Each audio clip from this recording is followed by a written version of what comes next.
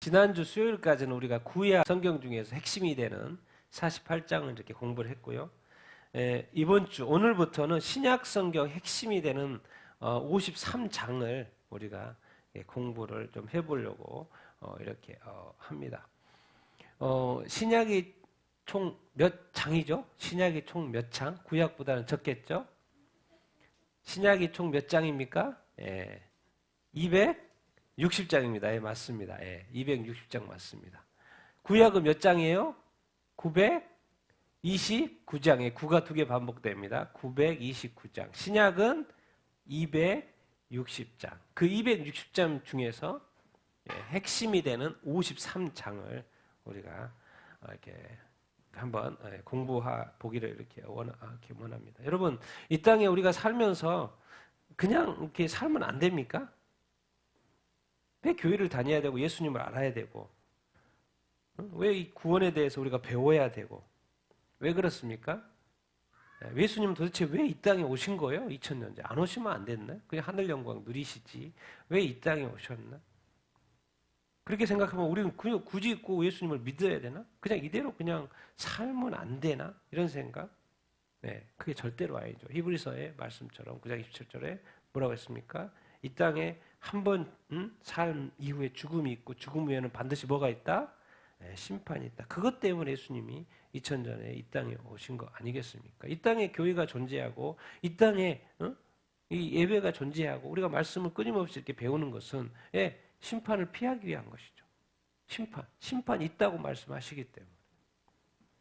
그래서 이 신약 시대에 이제 실제로 예수님이 메시아 되신 예수님이 이 땅에 오셨는데 이제 신약 앞에 그 예수님의 그 이 땅에서의 삶, 그 공생의 삶과 관련된 말씀을 우리가 좀 당분간 이렇게 보게 될 텐데 이 말씀을 통해서 정말 우리가 더 많은 것을 예수님에 대해서 많이 배우게 되기를 예수님의 이름으로 축원드립니다.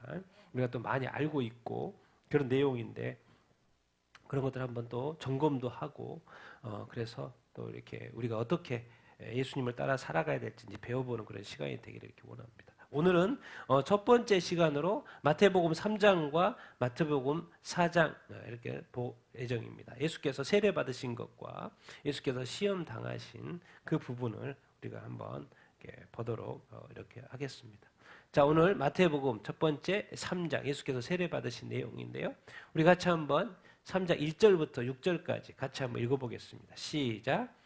그때 세례 요한이 이르러 유대 광야에서 전파하여 말하되 회개하라 천국이 가까이 왔느니라 하였으니 그는 선지자 이사야를 통하여 말씀하신 자라 일렀으되 광야에 외치는 자의 소리가 있어 이르되 너희는 주의 길을 준비하라 그가 오실 길을 곧게 하라 하였느니라.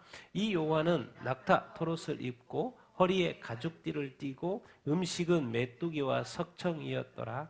이때 예루살렘과 온 유대와 요단강 사방에서 다 그에게 나와 자기들의 죄를 자백하고 요단강에서 그에게 세례를 받더니. 아멘. 왜 요한의 출현이 그렇게 중요합니까? 왜? 요한이 출현하기 전에 무슨 역사냐면 신구약 중간사락 해가지고요 말라기 선지자 이후에 이 400년 동안 하나님이 말씀이 없으셨어요. 그래서 정말 긴 침묵의 시간 하나님이 늘 선지자를 통해서 말씀하시다가 400년 동안 하나님이 아무 말씀도 안 하셨어요. 400년 동안이나. 그런데 말라기에서 보니까 뭐 엘리야와 같은 어떤 선지자가 또 나온다는 말을 해놓고 딱 마감을 했었어요. 그 400년 동안 이 잠잠한 침묵을 깬 사람이 누구냐면 바로 요한, 세례 요한 이렇게 입니다. 구약 말라기에서 예언한 그 선지자가 세례 요한이다라고 예수님이 설명을 해줬죠. 그래서 세례 요한이 그 침묵 가운데 근데 그 세례 요한이 어디에서 말씀을 선포해요?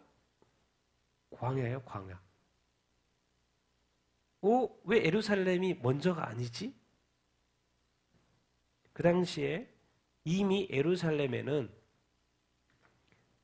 바리새인, 사두개인, 공회도 있고 율법주의로 가득 차 있는 그런 또 율법주의에 빠져서 위선과 외식이 가득한 종교 시스템, 정치 시스템이 다 갖춰져 있고 그냥 너무나도 잘 돌아가고 이렇게 있는 로마의 식민지지만은 유대 사회는 잘 돌아가고 있는 종교적으로나 정치적으로나.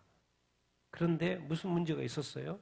그 도시에 주님이 오셔서도 비판했지만은 뭐요? 위선과 외식이 아주 가득했어. 그런 시대에 그 다 갖춰져 있는 예루살렘이 아니고 광야에서 무슨 선지자가 났다라고 난 소리 막 들리는 거예요. 그러니까 사람들이 한번 거기 가볼까? 그래서 가보는 거죠. 그 도시를 벗어나서 예루살렘 성을 벗어나서. 그러니까 가봤더니 세례 요한이 막 말씀을 선포를 하는데 뭐라고 말씀해요? 회개하라. 천국이 가까이 왔다. 얼마나 듣기 좋은 이야기입니까? 하나님의 나라가 왔다라는 거예요. 지금 가까이 왔다라는 거예요. 지금 이 로마 식민지 생활하고 있는데 하나님의 나라가 가까이 왔다라는 거예요. 회개하라. 그 이스라엘 백성들 회개라는 말 익숙하죠. 이스라엘의 역사가 맨날 불순종해가지고 회개한 역사니까. 회개하라. 근데 또 뭐 여기서는 천국이 가까이 왔다. 하나님의 나라? 메시아? 하나님의 나라? 그랬더니 뭐예요? 사람들이 자기들의 죄를 자복하고 요단강에서 세례, 정확히 말하면 침례죠. 강에서 받는 침례. 그에게 세례를 뭐예요? 많이 받는 거예요. 그만큼 이제 이 세례 요한을 통해서 이 메시지가 회개하라, 이 메시지가 하나님 나라가 가까이 왔다 메시지가 이제 먹히고 있는 거, 안 먹히고 있는 거예요? 먹히고 이렇게 있는 것이죠. 그래서 예루살렘과 온 유대와 요단강 사방의 사람들이 와가지고 세례를 막 이렇게 받는 것이죠. 그런데 이 세례 요한에 대해서 이미 700년 전에 이 선지자 이사야를 통해서 예언을 해놨죠. 광야에서 외치는 소리가 있는데 그 소리가 너희는 주의 길을 뭐하라? 예비하고 그가 오실 길을 뭐해라? 굳게 해라. 그 광야에서 외치는 소리가 누구다? 외치는 자가 바로 세례 요한이라는 거.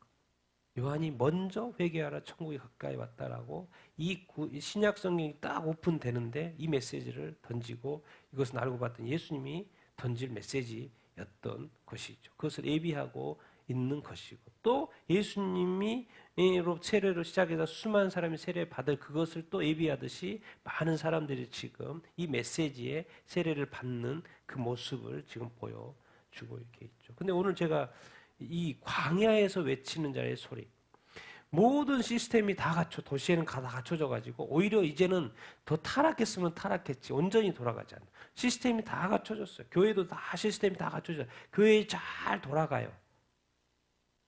그런데 거기에는 뭐예요?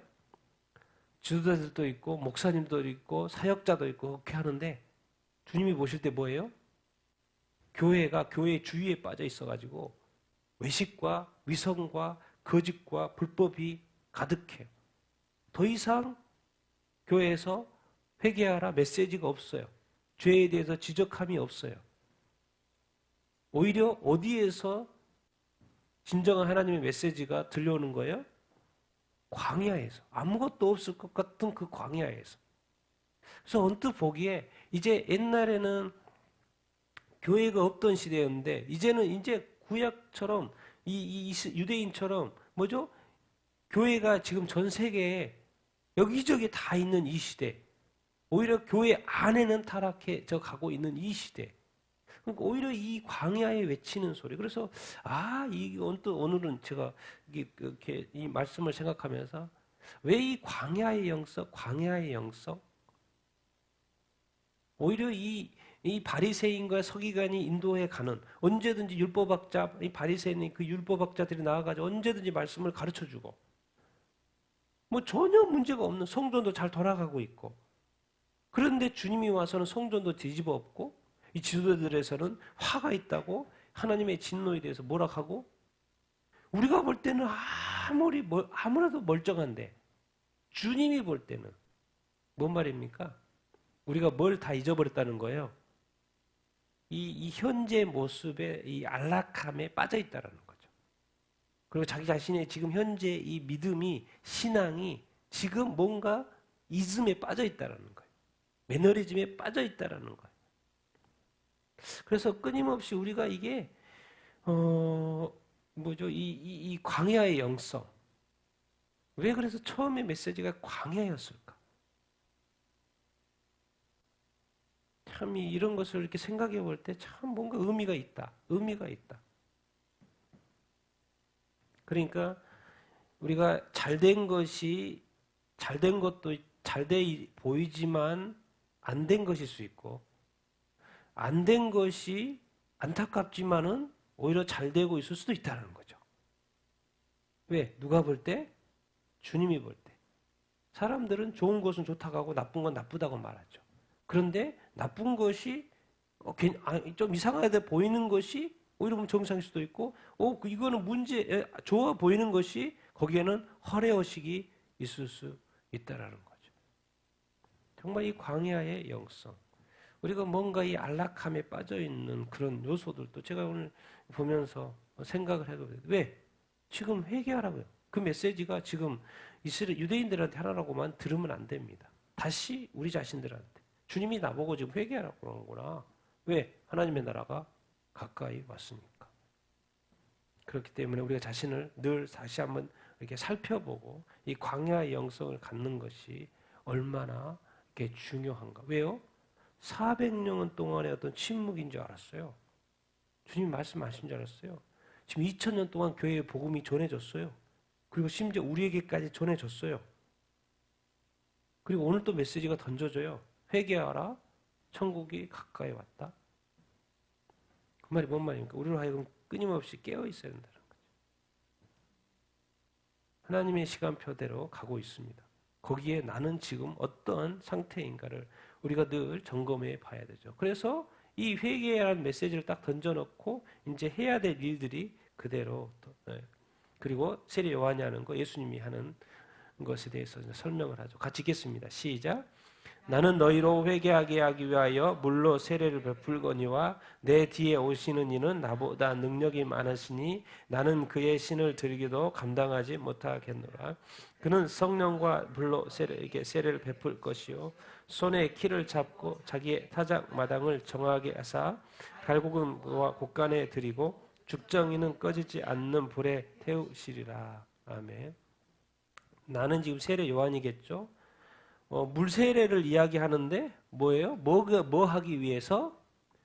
회개하기 위해서. 그러니까 우리가 예수님을 믿고 예수님 우리 죄를 위하여 못 박혀 죽으셨다는 걸 믿고 또 우리가 죄인됨을 인정하고 고백하고 회개를 하잖아요.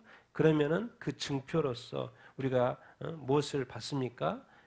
물 세례, 물 침례를 우리가 이렇게 받게 되죠. 그런데 세례 요한이 말하는 거예요. 내 뒤에 오시는 이가 있다라는 거예요. 내 뒤에. 이제 우리가 목사님이 설명을 해줘야 되죠. 목사님이 세례를 인도하니까. 그래서 목사님이 세례를 딱 이렇게 인도하면서 내가 주는 것은 회개의 물세례입니다. 물세례입니다. 내 뒤에 오시는 이가 있는데 누구요? 예수 그리스도가 있습니다. 예수 그리스도. 우리가 믿는 예수 그리스도. 그 예수님이 주시고 당신에게 세례자한테 지금 침례자한테 당신이에게 예수님이 주고 싶어 하는 그 세례가 있습니다. 그게 뭔지 아십니까? 여기까지 가르쳐줘야지. 무슨 세례요? 성령과 불로 내리는 세례. 이게 우리가 말하면 성령 세례.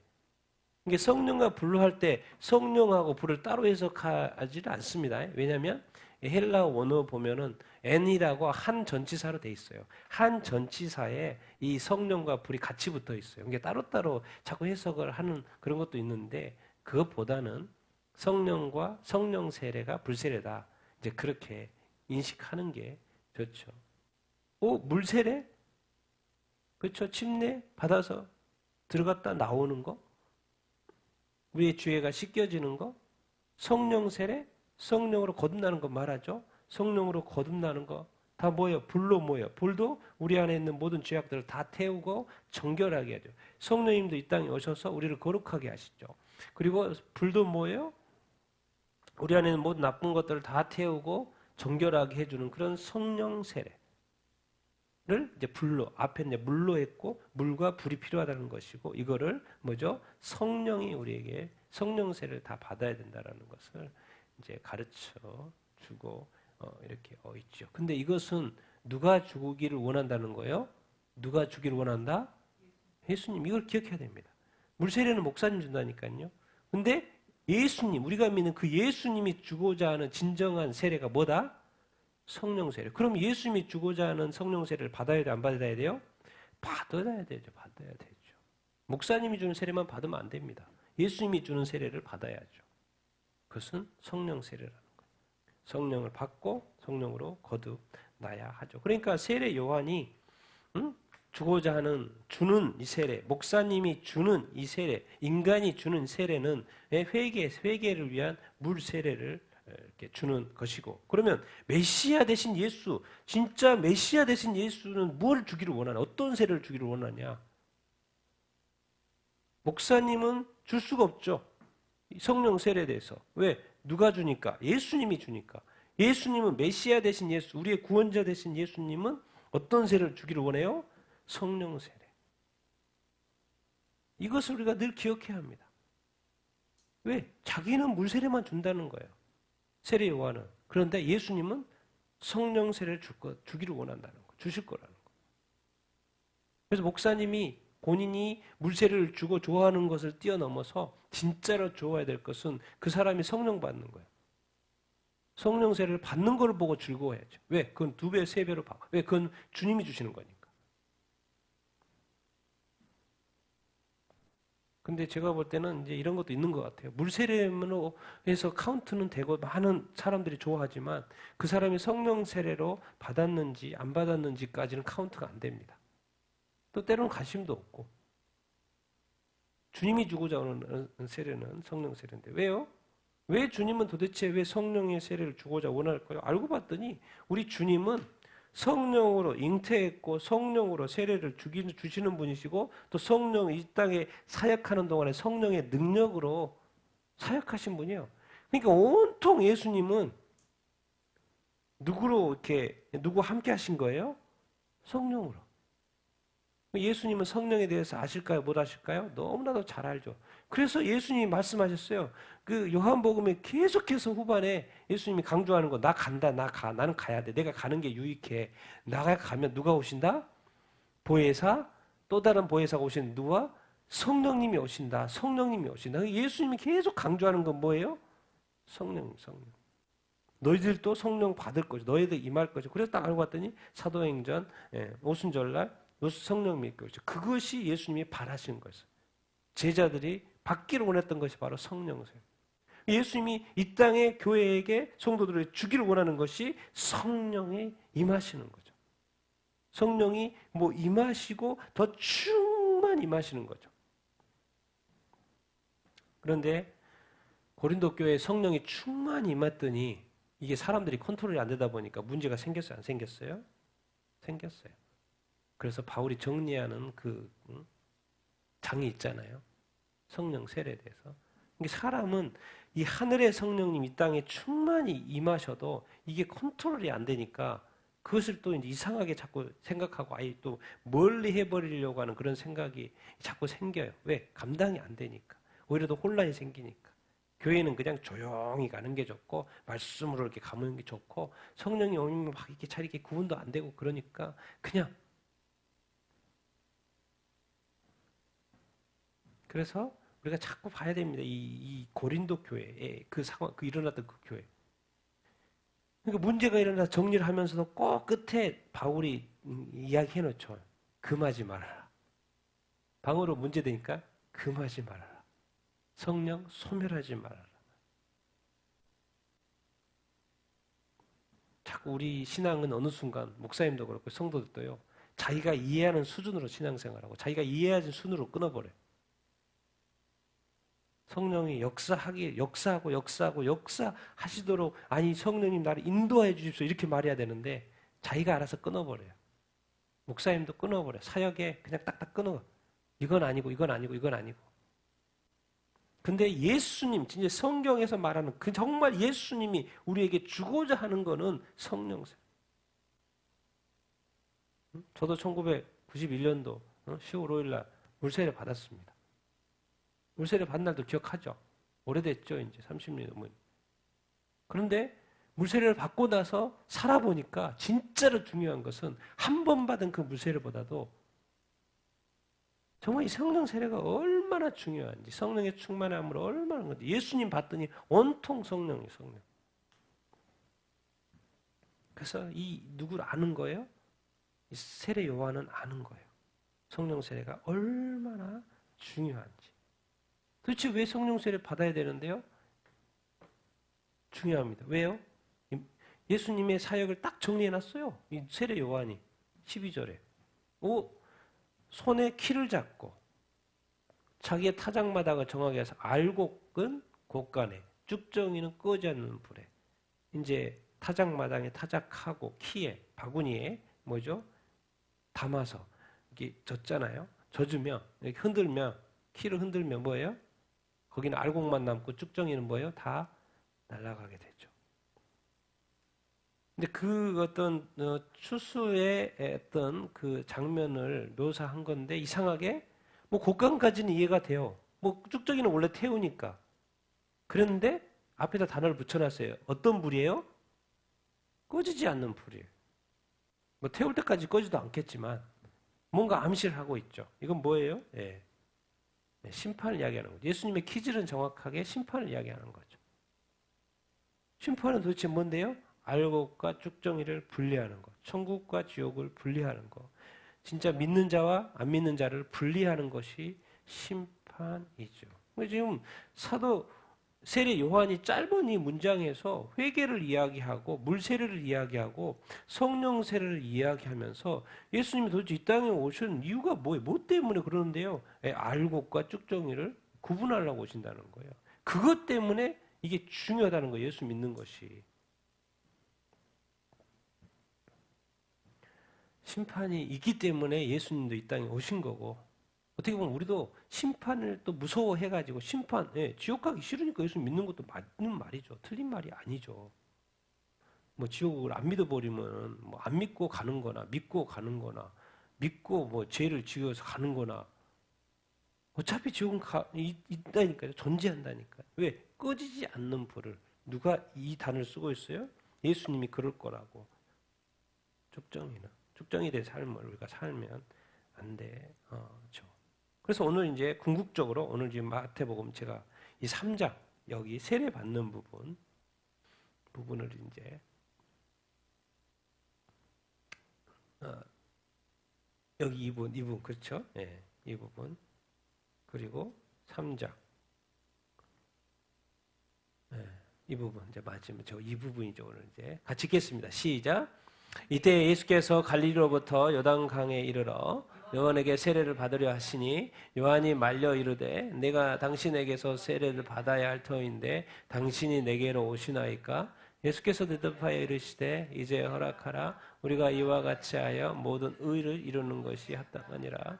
예수께서 세례를 받으시고 곧 물에서 올라오실새 하늘이 열리고 하나님의 성령이 비둘기같이 내려 자기 위에 임하심을 보시더니 하늘로부터 소리가 있어 이르시되 이는 내 사랑하는 아들이요 내 기뻐하는 자라 하시니라. 아멘. 그러니까 예수께서 이제 세례 받으신 장면입니다. 물 세례고 요단강에서 이제 침례 받으시는 거죠. 침례를 번역을 우리는 또 세례로 해놔가지고 세례를 이제 받으시는 어떤 것이고. 근데 당연히 세례 요한은 지금 누구를 알아본 거예요? 예수님을 알아본 거죠. 메시아 예수를 알아본 거예요. 알아보고 나서 자기가 이야기한 거죠. 아니 내가 당신한테 세례를 받아야지 당신이 나한테 세례 받으러 오면 이거 말이 안 되지 않습니까? 그런데 허락하라는 거죠. 이와 같이 모든 의를 이루는 것이 합당하니라. 예수님은 죄가 없기 때문에 세례를 안 받아도 되죠. 죄가 있는 사람이 회개의 세례, 물세례를 받는 것이고, 근데 예수님은 죄가 없기 때문에 세례를 안 받아도 되는데 굳이 지금 세례를 받으시려고 하는 거거든요. 그럼 왜 그러겠습니까? 죄가 있어서 받는 게 아니라 어떻게 보면 죄 있는 인간을 대신해서 받는 것이고, 또 모든 인간은 죄인은 물세례를 받아야 된다는 그 세례 모범, 이 침례의 모범을 보여주기 위해서 예수님이 그 모든 의를 이루기 위하여서, 이건 뭐 하나님의 뜻이겠죠. 하나님의 뜻을 이루기 위해서 모든 의를 이루기 위해서 이렇게 하는 것이 합당하다. 그래서 예수님이 이제 세례를 받는 침례장 받으시는 것을 받으시고, 그리고 뭐죠? 우리도 그렇게 다 모두 그리스도인이 다 세례를 받아야 이렇게 하는 것이죠. 근데 만약에 이 물 세례를 받는 장면이 없었으면 그 다음 장면이 없는 거죠. 사실 어떻게 보면 이것 때문에 또 받으신 것일 수도 있어요. 뭐예요? 예수님이 물 세례를 딱 받고, 여기 세례는 이제 물 세례겠죠? 물 세례를 받으시고 물에서 딱 올라왔어요. 물 세례니까 물에서 받았는데 어디가 열렸어요? 하늘이 열렸어요. 그리고 하나님의 누가 성령이 비둘기같이 자기 위에 임하셨어요. 임하심을 예수님이 보신 거죠, 지금. 성령이 내려오신 것을 보신 거죠. 뭐 예수님이 성령님은 너무 잘 아시니까. 우리처럼 알도록 이제 비둘기처럼 내려왔다고 설명해 주시는 거죠. 예수님은 비둘기를 보신 것이 아니고 성령을 보셨다고 이렇게 말씀하신 거. 예수님이 물세례를 받았어요. 물세례를 딱 받더니 하늘이 열리고 이제 뭐가 열린 거예요? 천국이 열린 것이고 이제 하나님의 성령이 이제 이 땅에 내려오시는 거죠. 그리고 누구한테 임했어요? 어떤 장소에 임한 게 아니라 어디에 임했어요? 자기 위에 임하셨어요. 성령님이 오순절날 120명이 있는 곳에 임하셨는데 이런 표현이 있어요. 어디에 임해요? 각 사람 위에. 그리고 사도 바울이 설명해요. 우리 믿는 자들은 무슨 성전이다? 몸 성전이다.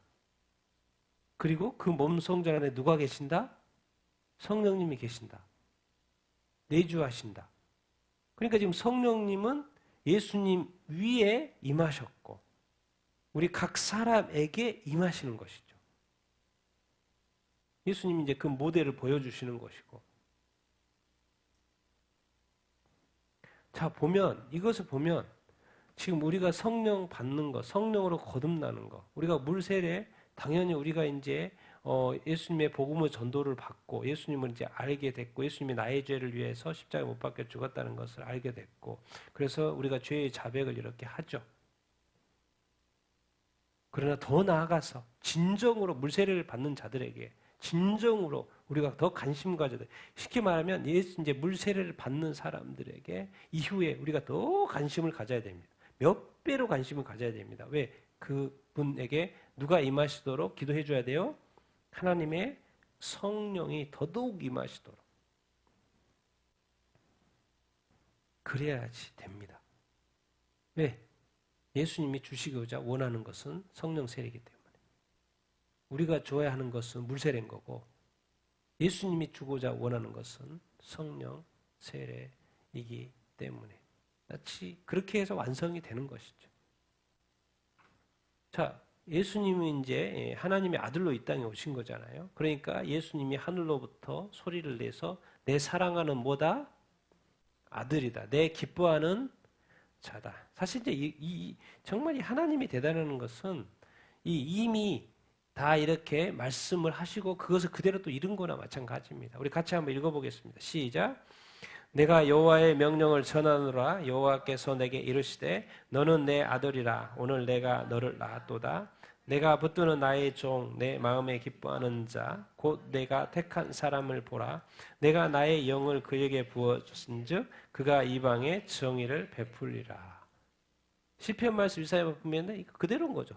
내 사랑하는 아들이다. 너는 내 아들이라는 표현을 이렇게 했고 그리고 내 기뻐하는 자다. 내 마음에 기뻐하는 자다. 그리고 나의 영을 그에게 준다. 뭐예요? 누가 내리셨어요? 하나님의 성령이. 그러니까 이미 구약에 이 메시아가 오면 이렇게 아들이고 뭐죠? 이 하나님의 성령이 그에게 임할 거라는 걸 이미 다 예언을 하셔놓고 그 말씀대로 이루시는 것을 이렇게 알 수 이렇게 있습니다. 그래서 우리가 기억해야 될 것은 이제 예수님은 인간으로 오신 거죠. 지금 이제 인간 상태니까 인간 예수 성육신 하셨기 때문에 인간 예수로 오셔서 무엇을 보여주냐면 물 세례를 받으셨고 그 다음에 성령이 임하시는 것을 이렇게 보셨죠. 그런 것처럼 이제 이게 다 샘플인 거죠. 이거 누구의 샘플이에요? 예, 우리의 샘플이 이렇게 입니다. 우리는 뭐죠? 물 세례도 받고 뭔 세례도 받아야 된다. 예수님이 주시기를 원하는 성령 세례를 받아야 된다는 그 정확한 인식이 우리에게 있어야 된다. 아직도 우리 많은 예수 믿는 사람이 나한테 성령이 임하시는 것이 얼마나 중요한지 아직 그 인식이 아직도 부족한 사람이 좀 많이 이렇게 있는 것 같아요.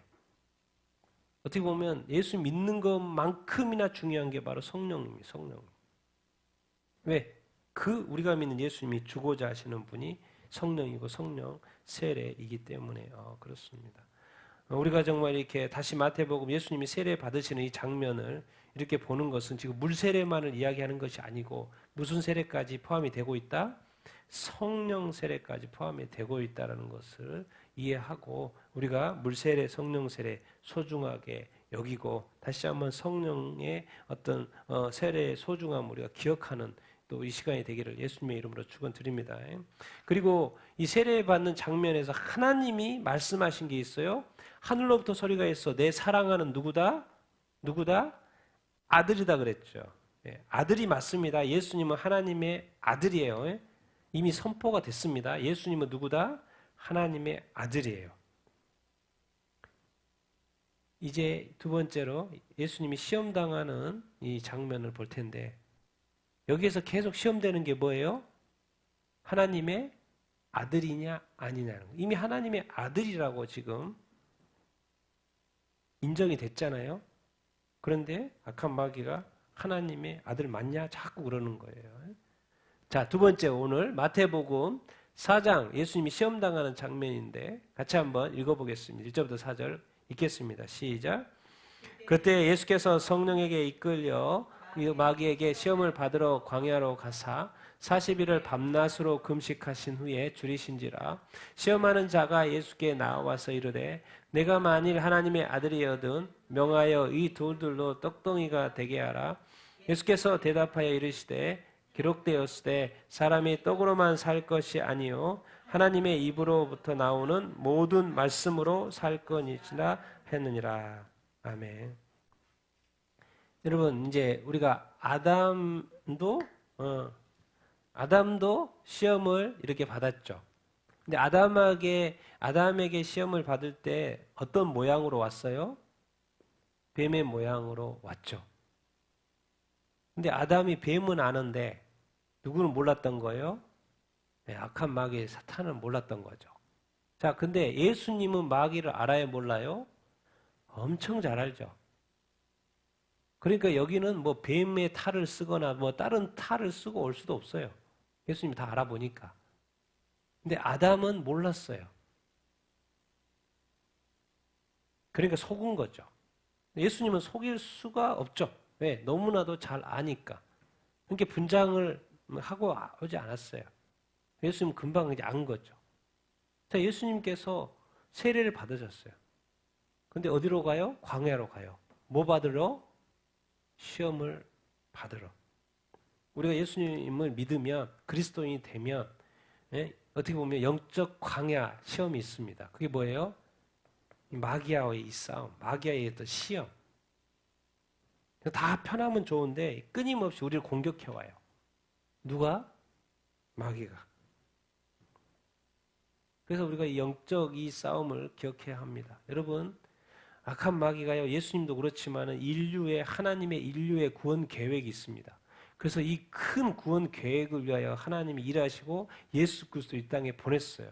그래서 메시아 예수가 등장을 하신 거죠. 그런데 어김없이 누구의 방해가 들어와요? 사탄의 방해. 왜? 예수님을 통해서 모든 인류가 구원받을 수 있게끔. 지금 자기가 저질러 놓은 일이 뭐예요? 아담을 건드려가지고 죄짓게가지고 모든 사람을 자기 종으로 만들어놨는데 이제 이 메시아 예수가 와가지고 다시 모든 사람을 하나님께로 돌이킨다는 거예요. 당연히 사탄의 방해가 있을까요? 없을까요? 있는 거예요. 그래서 이 메시아 대신 예수님은 왜? 하나님이면 함부로 못하죠. 근데 뭐가 된 거예요? 지금 예수님이 인간이 되셔서 이 땅에 오신 거예요. 인간 대신 예수님을 지금 시험하러 온 거예요. 광야에서. 정말 우리가 정말 늘 기억해야 합니다. 예수 믿으면요, 잘 믿으면 잘 믿을수록 이런 시험이 올 수 있다는 것을 늘 기억하게 돼. 기억하는 우리가 돼야 됩니다. 자, 40일을 예수님이 광야에서 금식을 하셨어요. 얼마나 배고프셨습니까? 이거에 대해서 여러 가지 설명을 많이 하죠. 40일 동안 어떻게 금식을 했지? 40일이 도대체 뭐지? 이스라엘 사람들이 40년 광야 생활을 하면서 엄청나게 불순종하고 원망하고 불평하고 난리였죠. 그런데 광야 40일 동안 금식했어요. 예수님은. 하나님을 더 묵상했을 것이고 자기 자신이 이 땅에 메시아로 온 것에 대한 그 묵상이 있었겠죠. 우리가 이 땅에서 예수님을 딱 믿으면요, 많은 생각을 해야 됩니다. 메시아 대신 예수, 예수의 삶, 이 말씀, 내가 어떻게 살아가야 될 것인가, 구원받은 이 삶을 어떻게 살아갈 것인가 많이 생각해야 됩니다. 때로는 금식하면서. 그런데 시험이 옵니다. 시험하는 자, 당연히 마귀죠. 내가 만일 하나님의 누구거든? 아들이거든. 명하여 돌들로 떡덩이가 되게 하라. 자, 여기에서 문제가, 이 자체의 질문에가 문제가 있습니다. 왜요? 예수님은 이미 하늘에서 세례받을 때 하늘에서 소리가 있었어요. 하나님이 직접 말했어요. 예수님은 누구다? 내가 사랑하는 아들이다라고 이미 딱 결정이 났어요. 그러니까 예수님은 그냥 하나님의 아들인 거예요. 다시 질문을 던지면 안 돼요. 그냥 하나님의 아들이어야지 맞는 건데 지금 악한 마귀가 지금 뭐라고 질문을 던지고 있어요. 지금 헷갈리게 네가 하나님의 아들 이거든이라고 만일 가정법을 쓰고 있는 거예요. 지금 아담이 속은 게 하와가 속은 게 그건 거죠. 하나님이 이거 따먹지 말라 그랬어요. 먹으면 죽어요. 그런데 거기에 무슨 또 단서를 단 거예요? 아니다. 먹어도 안 죽는다. 라는 단서를 단 거죠. 똑같이 쓰고 있어요, 지금. 하나님의 아들이라고 지금 하나님이 조금 전에 직접 말했거든요. 얼마 전에. 그랬는데도 예수님이 직접 들었는데 예수님 보고 네가 만일 하나님의 아들이라고 전혀 이 가정법으로 써버리는 거예요. 그리고 이 돌들로 떡덩이가 되게 해보라고 말을 이렇게 하고 있습니다. 근데 예수님이 기록되었을 때 성경 말씀을 인용해서 사람이 떡으로만 살 것이 아니요 하나님 입으로 나온 모든 말씀으로 살 것이라고 하는 이 유명한 말씀. 여러분 끊임없이 이 땅은요, 이 땅의 양식과 이 하늘의 양식의 싸움이에요. 이 땅의 양식은 육신의 양식이니까 이거 꼭 필요하죠. 예수님도요, 주기도문 가르쳐주면서 하나님의 이름, 나라, 뜻을 구하고 그 다음에 딱 가르쳐준 게 첫 번째가 뭐예요? 일용할 양식. 왜 일용 양식 없으면 죽으니까. 이 땅의 양식은 아주 중요해요. 아주 중요합니다. 그런데 이 땅의 양식, 육신을 위해서 떡을 구하는 건 아주 중요해요. 그런데 이상하게 예수님은 이 말씀을 이용하고 있어요. 악한 마귀가 시험을 하는데 아니 지금 40일 동안 금식해서 배가 엄청 고프니까 이 돌들을 떡으로 만들어가지고 먹으면 얼마나 좋겠습니까? 배도 부르고 얼마나 좋겠습니까? 그러니까 지금 자기 자신의 이 배고픔 이거를 해결하는 것이 지금 아주 지금 급하거든요. 근데 이상하게 먹을 생각을 내려놔요. 그리고 오히려 대신 자기 말 하는 것도 아니고 하나님의 말씀을 인용을 해요. 사람이 떡으로만 살 것이 아니고 하나님의 입에로 나오는 모든 말씀으로 산다. 하늘의 양식을 이야기해요. 말씀을. 왜? 영의 양식. 이 말씀. 지금 예수님은 누구로 오신 거예요? 지금? 메시아로 오신 거예요. 메시아는 지금 이 선택에 있어서 항상 메시아 이 사역에 집중을 해야죠. 그러니까 예수님은 너무 사역을 하시느라고 바빠가지고 잠잘 시간도 없었고 뭐 먹을 시간도 없었던 이야기가 나와요. 왜 그렇게 집중하시지? 먼저 밥 먹고 합시다. 말이 맞는데 그것도 틀린 말이 아닌데 우리가 어떤 일을 할 때 사역을 할 때 사역되고 삶을 그리스도인으로 살아갈 때 뭔가 이게 시험이라고 딱 느낌이 들었을 때는 자기 말하면 안 됩니다. 하나님의 말씀을 가져와야 돼요. 하나님의 말씀에서 뭐라고 했는지. 악한 마귀는 아주 교묘합니다. 어떻게든 우리를 넘어뜨리려고 하고요. 당연히 예수님이 배고프니까 이거 얼마나 쉬운 일입니까? 사실 예수님의 이 3년 공생에는 기적의 연속이었잖아요. 그러니까 이 돌을 떡이 만드는 것은 일도 아니고 그냥 그거 먹고 배부르면 땡. 이게 쉬운 일인데 그 자신의 욕구를 내려놓는 거예요. 두 번째, 세 번째 시험이 끝날 때까지 내려놔요. 자기 자신은 먹지 않아요. 세 번째 시험이 딱 끝난 다음에 누가 와서 먹여줘요? 천사들이. 우리가 그 관계, 자신의 욕구를 채울 때와 채우지 않을 때, 내가 과연 지금 중요한 것이 무엇인가를 구분할 때, 예수님의 첫 번째 통과, 말씀이 중요하다는 거. 아, 사람이 떡으로만 사는 게 아니구나, 말씀. 그 말이 뭔 말입니까? 이 말은 우리가 신앙생활하면서 성경을 얼마나 가까이 하느냐, 그것도 중요하다는 말인 거죠. 우리는 지금 밥만 먹고 살잖아요. 성경 안 먹고도 잘 살잖아요. 그럼 이 말씀의 기준에서 보면 악한 마귀에게 시험 들기 딱이라는 거예요. 왜? 말씀을 모르니까 마귀가 말하는 건지 내가 말하는 건지 내 생각이 말하는 건지 전혀 구분이 안 간다는 거예요. 왜? 기준이 없으니까. 그러니까 우리가 시험 받기가 딱인 거죠. 그러니까 말씀 보는 것이 귀찮아도요. 우리가 어떻게 보면 이렇게 봐야 되는 이유가 있는 거예요. 왜? 그 기준을 가야지 하지만 판단하죠. 왜? 마귀가 한 번 시험하고 끝날 것 같습니까? 안 끝납니다. 두 번째 읽겠습니다. 시작. 이에 마귀가 예수를 거룩한 성으로 데려다가 성전 꼭대기에 세우고 이르되 내가 만일 하나님의 아들이거든 뛰어내리라. 기록되었으되 그가 너를 위하여 그의 사자들을 명하시리니 그들이 손으로 너를 받들어 발이 돌에 부딪히지 않게 하리로다 하였느니라. 예수께서 이르시되 또 기록되었으되 주 너의 하나님을 시험하지 말라 하였느니라. 아멘. 자, 마귀가 두 번째 시험. 마귀는 영적인 존재죠. 자, 광야. 광야는 어떻게 보면 세상입니다. 세상. 교회 밖이에요. 이번에 이상하게 단어를 어디로 가지고 왔냐면 거룩한 성 예루살렘이고 거기에 있는 성전. 예루살렘 성전이겠죠. 그 꼭대기 헤롯 성전이겠죠. 그 당시에는 헤롯 성전이 꼭대기 성전. 어떻게 보면 교회 안으로 들어온 거죠. 세상에서도 시험, 교회 안에서도 시험. 네가 하나님의 아들, 이미 하나님의 아들이라니까요. 근데 자꾸 이 질문을 던지고 듣다 보니까 자꾸 생각하게 되는 거예요. 이미 하기 시작하면 이미 넘어질 확률이 없습니다. 아닌 거는 무조건 아니라고 그냥 결론 내려버려야지. 자꾸 질문 던진다고 그걸 받으려고 하면 안 돼요. 또 가정법을 쓰고 있어요. 네가 하나님의 아들이거든. 뛰어내려보라.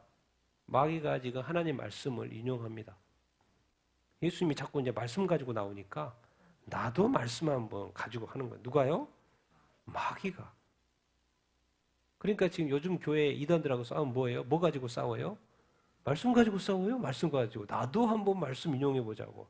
그러니까 이 이단들이 말씀 가지고 자꾸 덤벼드는 거예요. 그것도 가짜입니다. 완전 가짜예요. 왜? 똑같이 마귀가 그러고 있잖아요. 교회가 말씀 쓰냐? 그럼 나도 말씀으로 내가 말씀을 공격해 줄게. 근데 뭐예요? 해석이 틀려요? 안 틀려요? 잘 들으면 틀려요. 내가 알고 있고 배워왔고 지금까지 들어왔던 말씀이 있는데 다르게 해석해요. 가짜라는 거죠. 기록되었을 때 그가 너를 그의 천사를 보내가지고 떨어져도 발이 돌에 부딪히지 않게 안 다치게 해줄 거라는 그 말씀을 정확하게 운용을 이렇게 하고 이렇게 있죠. 예수님께서 주 너의 하나님을 시험하지 말라고 신명기 6장 16절 말씀. 자, 하나님 아버지, 아들 예수 이 관계 맞아요, 틀려요? 맞습니다. 이거는 뭐 거론의 여지가 없고 재고의 여지가 없어요. 그런데 그걸 지금 가정법을 가지고 들어왔고 이제는 또 뭐예요? 말씀을 가지고 지금 하니까 헷갈릴 수가 있겠죠. 근데 말씀 들어보니까 한번 뛰어내려 볼까? 언뜻 그런 생각도 들지 않아요? 한번 뛰어내려 볼까? 진짜 하나님이 나를 뭐 해주는지? 이 말씀이 진짜 하나님 말씀이잖아요. 진짜 말씀까지 인용했으니까. 그러니까 뛰어내려 보라고 하는데 한번 뛰어내려 볼까? 그래서 뛰어내려 가지고 내가 진짜로 말씀대로 보호함을 받아 가지고 그것을 증명해 볼까? 이런 마음이 들어야 안 들어요? 들 수 있습니다. 여기까지 가두면 큰일 납니다. 하나님이 보호해준다고 그랬으니까, 저 악한 마귀를 이렇게 이겨버려야지. 내가 딱 뛰어내려가지고, 하나님이 딱 천사들을 보내가지고, 딱 붙들어 얼마나 멋져. 그래서 내가 쫙 안 다치고 딱 이렇게 땅에 딱 떨어졌다고 생각해봐. 그러면 악한 마귀가 한 방 먹은 거지. 내가 엄청나게 제대로 이긴 거 아니야? 그 자체가 시험입니다.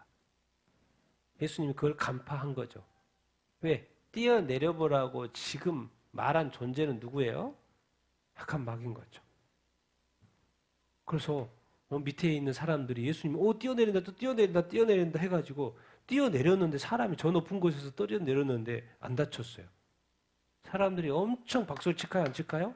우와 박수 치죠. 사람들에게도 명예 막 우우우 놀라워하고 마귀도 진짜 말씀대로 역사했으니까. 근데 누가 때려내려라고 그래서 뛰어내린 거예요? 마귀가 뛰어내려. 누구 말을 따른 거예요, 지금? 마귀의 말을 따른 거죠. 사람의 인기가 좋아졌고, 또 말씀대로 응답을 했어도 이것이 마귀의 테스트였으면 그건 잘못된 거죠. 그러니까 우리가 하나님을 시험하지 말라고 하는 것이 하나님이 말씀하셔요. 그냥 말씀은 그대로 믿어야 됩니다. 하나님의 말씀은 그대로 믿어야 돼요.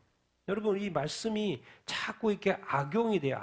말씀은 바르게 적용하는 것이 정확하게 적용하는 것이 아주 중요합니다. 악한 마귀처럼 이렇게 뭔가 수단적으로 사람을 테스트하고 믿음을 테스트하기 위해서 말을 함부로 쓰면 안 돼요. 우리 목사님들도 그렇고 말을 함부로 사용하면 안 됩니다. 말씀을 가지고 정죄하는 목사님들이 있어요. 꼼짝도 못하죠, 성도가. 이단들 뭐 하면 거기에 그 조직에 문제를 일으킨 사람 말씀 가지고 막 뭐라 그래요. 우리 교회 목사님들도 말씀 가지고 막 성도를 막 목을 쪼아요, 막 쪼아. 꼼짝도 못하게. 잘못된 적용인 거죠.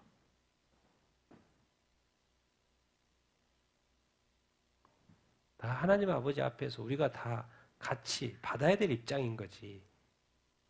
목사님이 어느 순간 말씀 가지고 성도들을 휘두르고 있으면 그 말씀을 악용하고 있는 것이죠. 잘못하다가 는 이 리더들이 하나님을 시험할 수가 있다는 거예요. 여러분이 기억해야 합니다. 이 유혹의 이 논리성 이런 표현이 있습니다. 그렇지. 마귀가 말은 하긴 했는데 이 말도 한번 테스트 해볼 필요가 있지. 진짜인지 아닌지 이 논리성 맞는 말이네. 뭐 틀린 말 아니네. 뭐 메시아 정도 되려면 뭔가 이런 시험을 테스트를 해가지고 한번 떨어져 봐가지고 뛰어봐가지고 안 다치는 뭔가 그런 분명한 거 증명이 되는 이런 거 한번 해볼 필요 있네. 언뜻 그 맞는 것 같죠? 상당히 논리적입니다. 너무 맞는 말 같아요. 거기 속으면 안 된다는 거예요. 왜? 그 시험 속에는 이미 잘못된 배우의 동기가 작동하고 있다는 거예요. 사기꾼이 와가지고 엄청나게 막 선전을 잘합니다. 나이스한 옷에 나이스하게. 그것만 보면 사기 당해요, 안 당해요? 사기 당합니다. 왜? 그 사람의 뭘 못 보는 거예요? 그 배우의 동기를 못 본 거죠. 약한 마귀에 원래 동기가 있는 거예요. 그런데 그것을 성사시키기 위해서 논리적으로 설명한 거죠. 정말 이 영적인 존재는 우리 이 예수님조차도 이렇게 넘어뜨리려고 예수님 보고 뭘 들이대고 있어요, 지금? 말씀을 들이대고 있어요. 지금 들이대지 말아야 될 사람이 있는데 말씀이신 예수님한테 말씀을 들이대고 있는 거예요, 지금. 사실 말이 안 되는 이야기죠, 지금 이게. 상상도 안 되는 시험을 지금 마귀는 하는 거예요, 그냥. 뭐 어차피 정말 이 유혹의 논리성에 빠지지 말고 합리성에 빠지지 말고요. 정말 혹시 그 배우의 동기, 예수님 주 너의 하나님을 말씀대로 믿는 것입니다. 거기에 토를 달아서는 안 돼요. 하나님이 그렇게 하셨다는 것은 이미 다 알고 계신다는 거예요. 영혼을 아시는 분이 그분께 말씀하셨다면 그냥 믿으면 됩니다. 자, 우리 마지막 8절부터 11절 읽겠습니다. 시작. 마귀가 또 그를 데리고 지극히 높은 산으로 가서 천하 만국과 그 영광을 보여 이르되 만일 내게 엎드려 경배하면 이 모든 것을 내게 주리라. 예수께서 말씀하시되 사탄아 물러가라. 기록되었으되 주 너의 하나님께 경배하고 다만 그를 섬기라 했느니라. 마귀가 이제 이래도 안 되고 저래도 안 돼요. 광야에서도 시험, 교회 안에서도 이렇게 시험 다 해봐도 안 돼요. 하나님의 아들 테스트를 해봤는데 또 그것도 안 넘어가요. 그래서 이제는 마지막 테스트인데 뭐예요? 네, 재물의 테스트예요. 영광의 테스트, 권세의 테스트, 자리의 테스트. 네가 모든 거 다 줄게. 네 영혼만 팔아. 네 영혼만 팔아. 네가 원하는 이 세상의 부귀영화 다 줄게. 권세, 쾌락 다 줄게. 네 영혼만 팔아. 그 말이에요, 그 말. 그래서 이 세상에 가장 좋은 것을 다 모아가지고 이거 천하 만국의 통치권, 그 영광, 그 왕의 명예, 영광 다 보여주고 이 솔로몬보다 더한 부귀영화 다 준다는 거예요. 네, 악한 마귀 이 세상 임금처럼 사니까. 사실은 줄 수도 없죠. 그냥 그렇게 말하는 거죠. 궁극적으로는 뭐예요? 또 만일 네가 내게 엎드려 뭐하면? 경배하면. 여기서 이제 예수님이 화가 난 거죠. 그래서 화가 난 거예요. 이름을 확 불러요. 왜? 이 경배는 아무거나 붙일 수 있는 단어가 아니거든요. 경배는 오직 누구만 경배해야 돼요? 하나님께만 경배해야 되죠. 근데 여기다 지금 나보고 엎드려가지고 경배하라는 걸 자기도 하나님도 아는데, 이 마귀도 아는데, 경배라는 단어를 확 쓰니까, 사탄아! 물러가라! 이렇게 화가 확 난 거죠, 예수님이. 우리가 이게 그냥 가볍게 넘어가는 게 있고, 그냥 좀 이렇게 진지하게 생각할 것이 있습니다. 이 경배는 절대로 아무 데나 붙일 수 있는 단어가 아닙니다. 지금 악한 마귀가 어떤 존재입니까? 악한 마귀가 어떤 존재예요? 하늘에서 무슨 일을 한 거예요? 하나님의 자리를 넘보다가 쫓겨난 거예요, 지금. 그래서 하늘에서 실패를 했거든요. 실패를 했어요. 그래서 이제 뭐가 된 거예요? 어떤 순서를 봅시다. 이 땅에 와가지고 아담을 속여가지고 뭐예요? 이제 이겨가지고 아담을 속여서 이겨가지고 지금 이 땅에서 지금 경배를 받고 있어요. 사람들을 경배, 우상을 통하여서 사람을 통해서 지금 뭐 사람이 하나님 안 믿잖아요. 우상은 숭배해도 다른 종교를 믿어도 하나님 안 믿잖아요. 엄청나게 지금 이 아담의 자손, 이 죄의 자손을 통해서 인간의 이 후손들을 통해서 경배를 자기가 엄청 받고 있거든요. 그런데 딱 누가 왔네? 인간 예수가 왔네. 인간 예수가. 어쨌든 여기도 인간이니까 인간 예수를 하나님 예수면 모르겠는데 인간 예수로 왔으니까 속이려고 테스트를 이렇게 한 거예요. 근데 거기에 경배라는 단어를 쓴 거예요.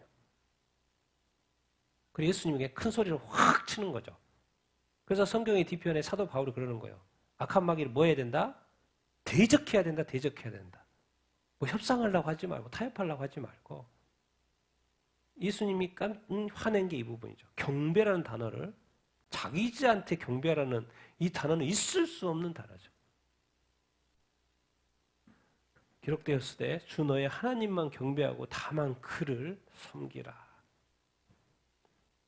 정말 우리가 이 땅에서 악한 마귀가요 인간으로 하여금 하나님을 찬양하고 경배하게끔 만들어놨는데 심지어 그것이 다 타락된 다음에 이스라엘 백성들을 만들어가지고 하나님을 경배하게 찬양하게끔 구원도 해줬는데 또 해요? 안 해요?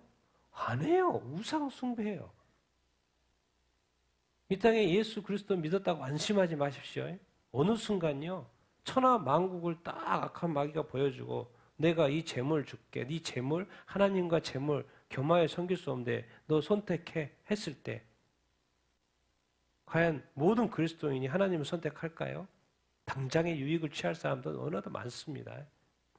근데 이 땅에 많은 것들이 타협이 돼도요, 이 경배의 문제, 하나님을 예배하고 찬양하는 이 문제는 절대로, 그러니까 하나님을 찬양하고 예배하고 경배할 때 절대로 예배 시간에 찬양할 때 딴 생각하면 안 됩니다. 악한 마귀가요, 반드시 하나님을 경배하지 못하도록 자기 다른 생각을 집어넣어 준다고요. 이 밖에 예배 끝나고 와서 무슨 할 일, 아니면 또 뭔가 이렇게 기억나는 그거, 자꾸 뭔가 중요하게 생각되는 것들 떠올려 준다고. 왜? 하나님께 경배하는 것을 방해하려고. 지면 안 됩니다. 이럴 때는 뭐예요? 우리가 이게 화를 낼 때 있고 안 낼 때가 있는데, 화를 낼 때는 내야 되는 거예요. 왜? 하나님을 예배하는 것을 내가 지금 하나님을 예배하고 있는데 방해를 한다?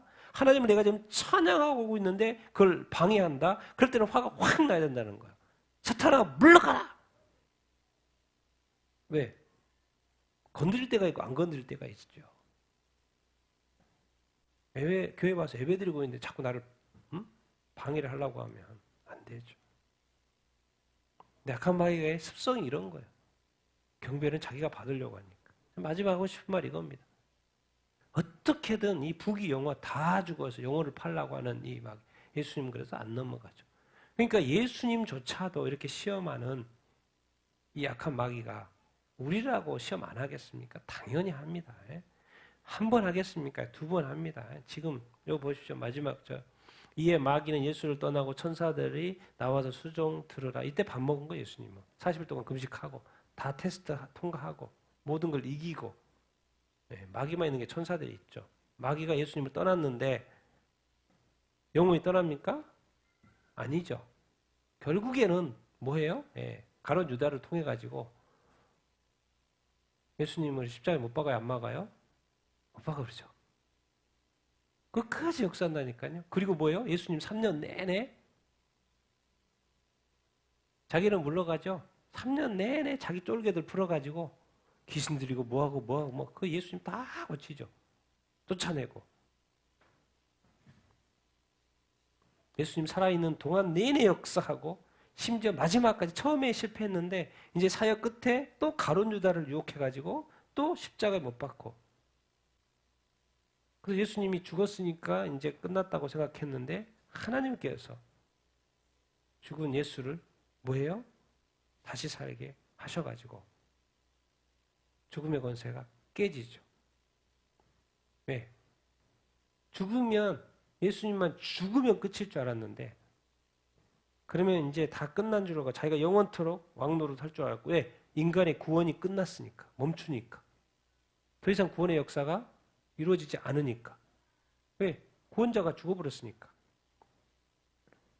그런데 구원자가 다시 뭐 한 거예요? 살아난 거예요. 누가 살린 거예요? 하나님이. 그 다시 사신 예수님이 이로 말미암아서 2000년 동안 이 구원의 역사가 지금까지 오게 된 거죠. 하나님의 구원의 계획이 실패할 수는 없습니다. 악한 마귀에 따라서 좌지우지 되는 그런 건 없어요. 하나님 어떻게 마귀가 하나님을 테스트합니까? 말이 안 되는 거예요. 힘겨운 어쨌든 그것은 이제 힘겨운 싸움이긴 한데 원칙적으로는 안 되는 것이죠. 그래서 마귀는 예수를 떠날 수밖에 없죠. 그런 것처럼 우리가 이 땅에 살면서 마귀의 시험을 받을 수 있다는 것들을 기억하고 더 중요한 건 뭐예요? 예수님이 마귀를 이겼던 것처럼 우리도 마귀를 이길 수 있다 없다? 이길 수 있다라는 생각을 해야 됩니다. 예수님이 이겼던 것처럼 우리도 이길 수 있다 없다? 이길 수 있다. 우리가 시험을 받을 수 있다라는 거 이렇게 여러 가지 형태로 받을 수 있다라는 거예요. 그럼 넘어가면 안 되는 것이고 그리고 그 시험도 우리가 다 패스할 수 있다 없다? 할 수 있다라는 생각도 해야 합니다. 그리고 끊임없이 네가 그리스도인이야? 맞아? 테스트가 들어온다는 거예요. 그러니까 그리스도인들이 고민하는 거 뭐예요? 내가 내 믿음이 진짜야? 아니야. 내가 구원 받았나? 안 받았나? 내가 그리스도의 신부야? 아니야. 내 이름이 생명책에 있나 없나? 끊임없이 네가 그리스도인 맞아? 하나님의 아들이거든. 자꾸 이렇게 막 하는 거예요. 그러니까 자꾸 고민이 되는 거예요. 넘어뜨리려고. 악한 마귀는 끊임없이 하나님의 사람들을 대적합니다. 그럼에도 불구하고 우리는 예수 그리스도 안에 있게 되길 바랍니다. 그 믿음을 절대로 이렇게 놓치지 말고 또 이 모든 시험들을 우리가 넉넉히 이길 수 있다는 것을 기억하게 되길 예수님의 이름으로 축원드립니다. 하나님이 반드시 우리를 도우시고 인도하실 줄 이렇게 믿습니다.